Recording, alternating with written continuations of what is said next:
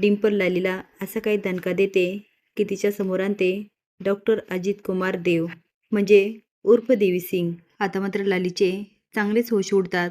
तर नक्की काय घडलं चला तर बघूया. तर घडतं असं, गोपाळ दुकानावर काम करत असतो. तेवढे त्याला जामकरची गाडी येताना दिसते.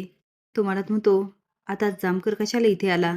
आता जोपर्यंत त्याला साकीची माहिती मिळत नाही तोपर्यंत हा काय माझा पिच्छा सोडणार नाही. तो आता न बघितल्यासारखा करतो आणि काम करायला लागतो. इकडे लाली पळतच मागच्या दारी जाते. खरं तर मंडपावाल्याला त्या ड्रममध्ये माती दिसलेली असते. पण हे लालीला कुणी सांगावं. ते ड्रममध्ये बघतात. हे बघून लालीच्या पायाखालची जमीनच सरकते. ते तर काही बोलत नाही, पण लाली मात्र बोलत सुटते आणि म्हणते, प्लीज कुणाला सांगू नका. खरं सांगतो, आमचा हा उद्देश नव्हताच. आता लाली काय बडबडते हे मंडपावाल्याला काही कळत नाही.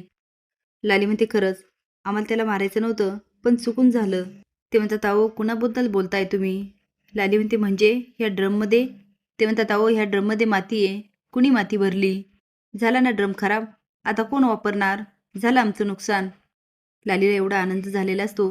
ती म्हणते, दादा तुम्ही काळजी करू नका, मी ड्रमचे पैसे देते. आता पैसे म्हटल्यावर ते पण एकमेकाकडे बघतात आणि ठीक आहे म्हणून निघून जातात.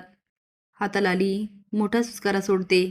इकडे जामकर दुकानात येतात आणि म्हणतात, काय गोपाळ नावाचे टेलर. देवीसिंग म्हणतो, जामकर साहेब तुम्ही इथं काही काम होतं का. जामकर म्हणतात, काम एकच, साकेत कुठे. तो जामकर साहेब, अहो मला कसं माहिती असणार. मी तुम्हाला सांगितलं ना तो पळाला. मी त्याला पकडण्याचा प्रयत्नही केला, पण त्याने माझा हात झटकला आणि पळून गेला. जामकर म्हणतात, गोपाळ नावाचे टेलर, तुमचा हात झटकला आणि साकेत पळाला. हे खरं वाटणं इतके आम्ही तुम्हाला ज्या साकेतला साधं उठता येत नव्हतं त्याने तुमचा हात झटकला आणि पळून गेला. तो साहेब, खरं तर असंच घडलं. आता तुम्हाला खरं वाटत नाही त्याला मी काय करू शकतो. बरं साहेब, मी काम करतो. मला लई काम आलंय. सगळ्या बायकांचे ब्लाऊज वेळेवर द्यायचेत. नाही म्हणजे कसं आहे ना, ह्या सगळ्या गोंधळात माझे खूप दिवस वाया गेले. असं जर काम करत राहिलो तर कुणीच माझ्यावर विश्वास ठेवणार नाही. आणि तुम्हाला तर माहिती आहे, विश्वास कमवायला अख्खी जिंदगी जाते आणि गमावण्यासाठी एक क्षणही लागत नाही. जामकर म्हणतात, अगल्या जेलमी तुम्ही अव्वल दर्जाचे पोपट असणार. तो आहे का साहेब. आता मी काही बोललो तरी तुम्हाला खरंच वाटत नाही. इकडे डिंपल मंग्याला हाताशी धरून देवीसिंगची सगळीच माहिती काढते आणि तिला कळतं, डॉक्टर अजित कुमार देव हे गोपाळ नावाने इथे राहतात आणि पहिल्यापासून इथं राहत नाही, तर आत्ता आले. डिंपल म्हणते, आता आलंय ध्यानात. म्हणजे हा गोपाळ डॉक्टर अजित कुमार देव बनून आमच्या वाड्यात राहत होता. आता लाली आणि गोपाळ साकेतच्या प्रकरणातून बाहेर पडतात. लालीला वाटतं आता आपला संसार सुरळीत चालू झाला. ती आता गोपाळला घेऊन मिरची कुटत असते आणि म्हणते, अहो आता मी आपल्या संसाराला कुणाचीही दृष्ट लागू देणार नाही.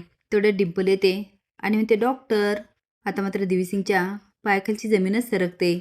लाली म्हणते, डॉक्टर हे काय बोलतेस. हे डॉक्टर नाही, माझा नवरा गोपाळ आहे. डिंपल विनी मागे फेकते आणि म्हणते, हा तुझा नवरा गोपाळ नाही, बहुरूपी देवीसिंग हाय. फोटो दाखवत म्हणते, डॉक्टर अजित कुमार देवचा मुखवटा लावून लय बायकासनी गंडवलं.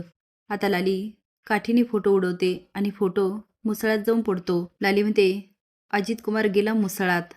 हा माझा नवरा गोपाळी आणि भविष्यात माझा गोपाळ म्हणूनच जगणार. फोटो कुटत म्हणते, आता हा माझ्या तालावर नाचणार. एकीकडे डिंपल, एकीकडे लाली. देवीसिंग फक्त दोघींकडे बघत असतो, पण मनात विचार चालू असते, ही डिंपल इथे कशी आली. एकीला झेलता झेलता नाकीनं येत होतं, आता दुसरी पण आली आहे. तुम्हाला काय वाटतं, ह्यामध्ये लाली भारी भरायला पाहिजे की डिंपल. हे कमेंट बॉक्समध्ये नक्की सांगा. नवीन अपडेट जाण्यासाठी लाईक आणि सबस्क्राईब करा. धन्यवाद.